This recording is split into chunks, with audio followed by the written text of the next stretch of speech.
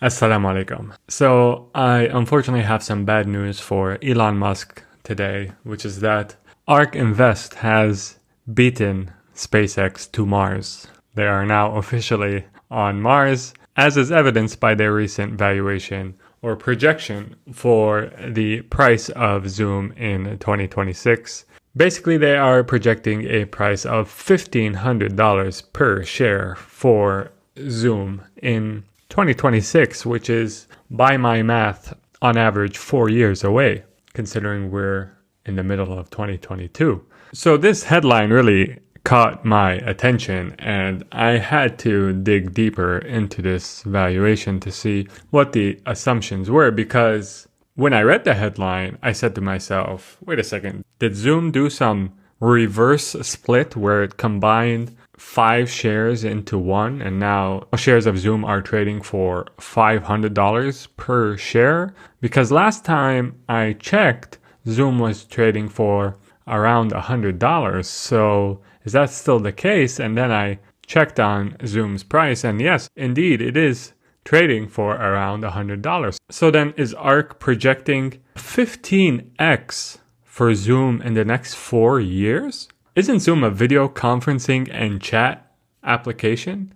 Does it produce some product that I'm not aware of? What is going on here? So I dug a bit deeper into Zoom's valuation. By the way, if you're enjoying this video, if you like these types of videos, kindly leave a like. I would appreciate that. And also subscribe so you can see more videos like this. So according to Ark's open source research and model, Zoom's share price could approach $1,500, compounding at 76% annual growth rate in 2026. So from here to 2026, Zoom is projected by Ark to achieve a 76% annual growth rate.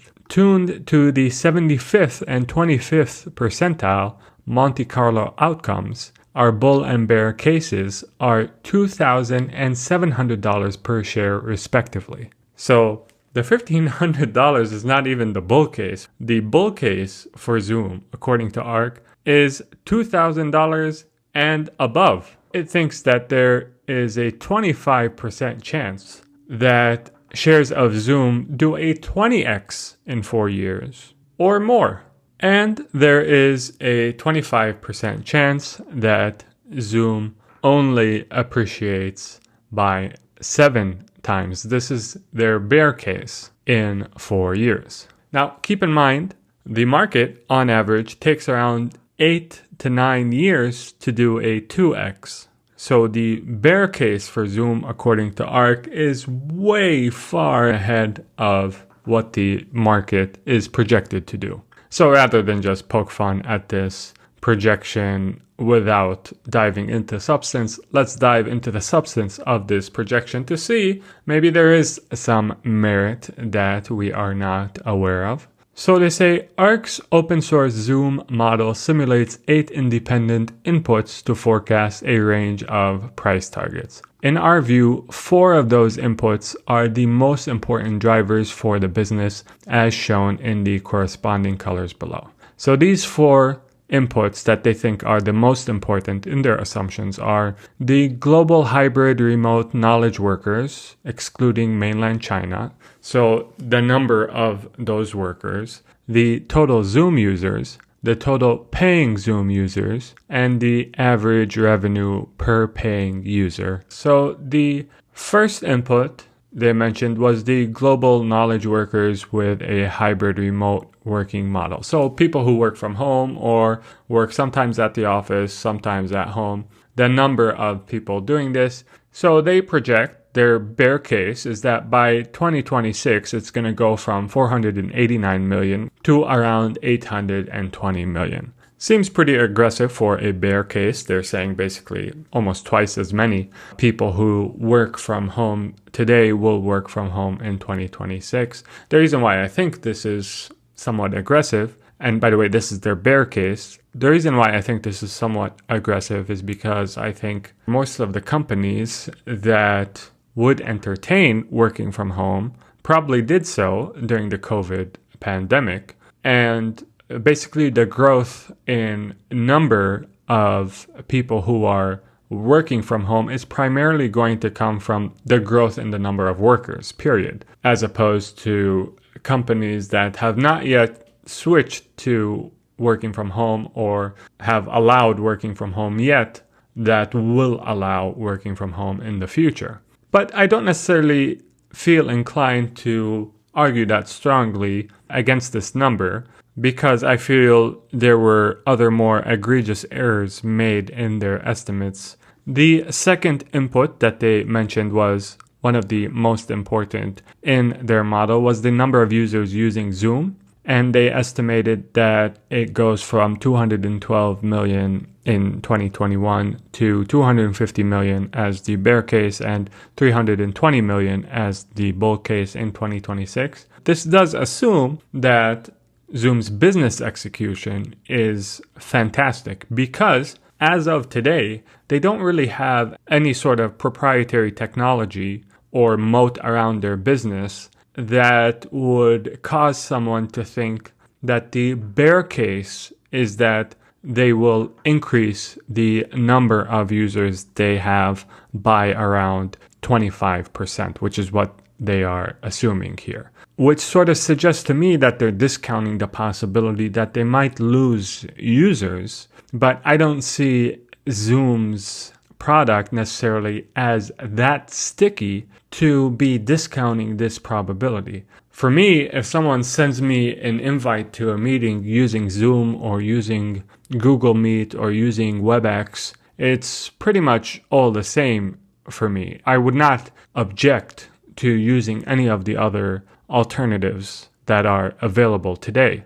I'm not really invested in the ecosystem around Zoom to the point where I would not switch services in a heartbeat, basically, if a competing service offered a similar product, but let's say half the cost. The paying Zoom users assumption is that in the bear case, they go from 36 million to 90 million, which is almost 3x. And the bull case is that they go to 180 million, which is close to a 6x. And their estimate for the average revenue per user goes from $113 per user to $310 per user in the bear case and $430 per user in the bull case. These two inputs seem like they are the most off. The reason why I say this is because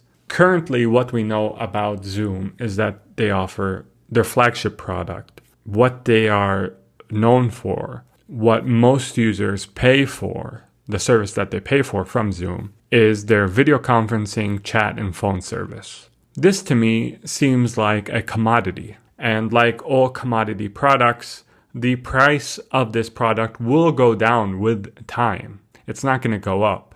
And in fact, I expect that these products will be offered for free, just bundled with other more sophisticated, more distinguished products. So the assumption that paying Zoom users will triple in the bear case, in the pessimistic case, and it will do a 6x in the optimistic scenario, to me is off. As is the assumption that the average revenue per user is going to triple in the bear case and it's going to do a 4x in the optimistic case. That also seems off. The product that is its bread and butter is not a unique technology that no one can compete with, no one can replicate or come close to. It's video conferencing software.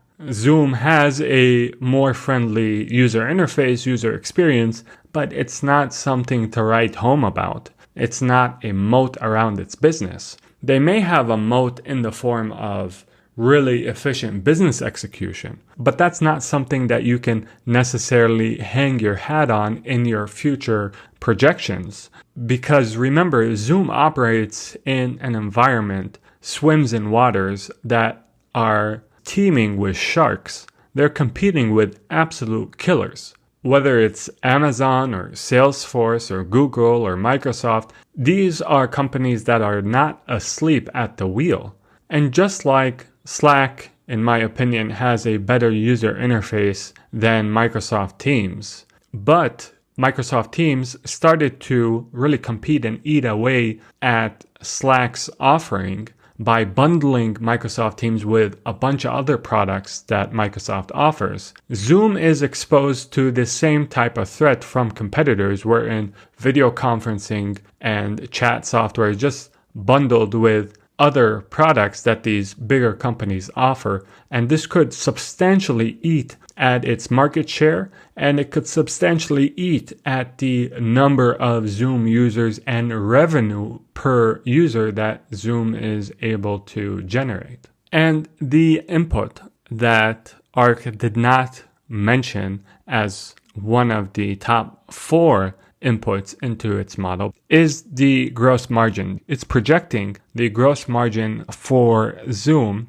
to rise from 71% to 87% in its bear case and 89% in its bull case, suggesting an uncomfortably high level of confidence in the precision of their future estimates. So between the 25th percentile and the 75th percentile, there's just 2 percentage points difference in their estimate of what the gross margin for Zoom is going to be 4 years from now. And this seems really off. This seems like too much confidence in your precision regarding an estimate of something that is going to be achieved in 4 years' time. And not only that, an estimate that is highly unreasonable in my view. And I'll tell you why I think this later in this video. Now, digging deeper into their analysis, they support my earlier comments when they say, we estimate that approximately 1 million people, or 24% of total Zoom users,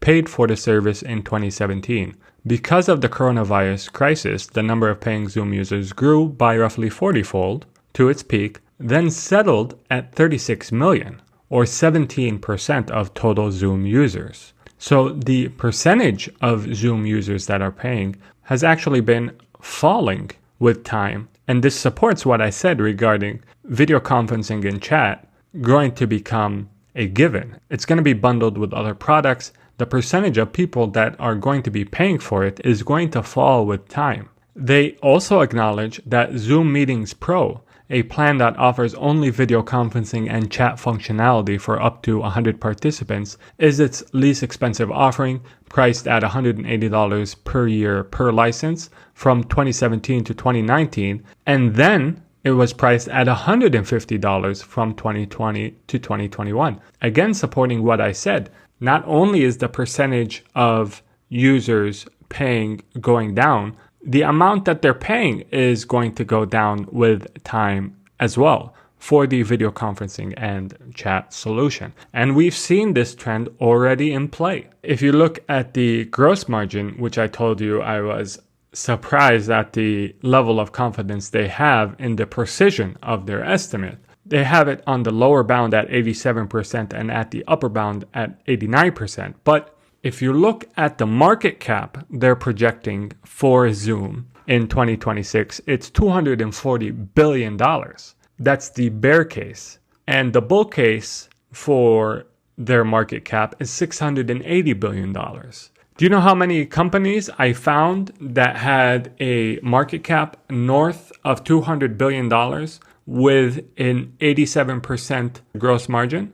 Zero. There are 0 companies currently exist, as per my research, that have an 87% gross margin and a market cap greater than $200 billion. And that's the bear case. It's because when companies grow to hundreds of billions of dollars, they have a suite of products. And the percentage of products that are out there that have these types of gross margins is very small. So this suite of products that you need in order to get to hundreds of billions of dollars in size as a company is going to bring down your margins to something closer to the average. The larger your market, the more competition it's going to attract, and the more this competition is going to pull down your gross margins. Unless you have some sort of monopoly pricing power, which I don't think Zoom has. Like I said, Zoom doesn't really have proprietary, unique technology that no one can replicate or compete with. They offer a commodity-like product with incrementally better user interface and user experience. So I won't go any further. I think you get the point. If I wanted to summarize, I think that Ark dramatically underestimates the role of competition that Zoom will face, how that will affect the average revenue they're able to generate per user, how that affects their market share, their gross margins, and the advantage and stickiness of Zoom's product is being highly overestimated. The only product that we know Zoom has had notable success with is their video conferencing and chat and phone services. Everything else on their roadmap is theoretical still. They may have extreme success with other products, but we haven't seen any of those products enjoy the type of success that Zoom's video conferencing product achieved. And by the way, I don't think Zoom is a bad company. I think it will probably do well, not because of a technological advantage, but just because I've seen proof of competent business execution. But I don't think it's going to do well to the tune of a 15x being the base case in 4 years, with a bull case of 20x and a bear case of 7x. I think that projection is very off. Now, if you'd like to see my breakdown of other companies and what I'm investing in, consider becoming a PIF member. Link to do so is in the description of this video. Until next time, make sure to take care of yourself. Don't forget to leave a like and subscribe if you liked this video. Until next time, make sure to take care of yourself. Assalamu alaikum and peace be upon you all.